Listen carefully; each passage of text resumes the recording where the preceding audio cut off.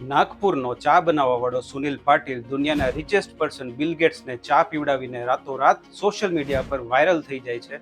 આ સુનિલ પાટીલ બીજું કોઈ નહીં, જે ફેમસ છે એના નિકનેમથી ડોલી ચાયવાલા.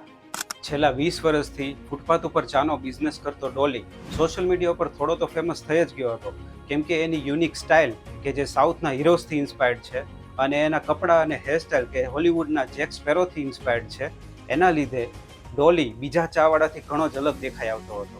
અને ડોલીનું પોતાના બિઝનેસ માટેનું પેશન એની ચા બનાવવાની પ્રોસેસમાં અને ચા સર્વ કરવાની પ્રોસેસમાં દેખાઈ આવતું હતું, જેના લીધે ચા પીવાવાળા માટે ડોલીનું પરફોર્મન્સ એક અલગ જ એક્સપિરિયન્સ બની જતું હતું.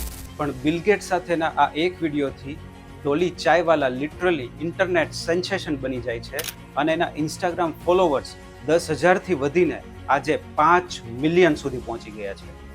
એક સમયે ફક્ત રોજના 250થી 500ની કમાણી કરવાવાળો ડોલી આજે એટલો પોપ્યુલર છે કે એક ઇવેન્ટમાં જવા માટે એ 5 લાખ રૂપિયા ચાર્જ કરે છે અને દુબઈમાં ઓફિસ પણ ઓપન કરે છે.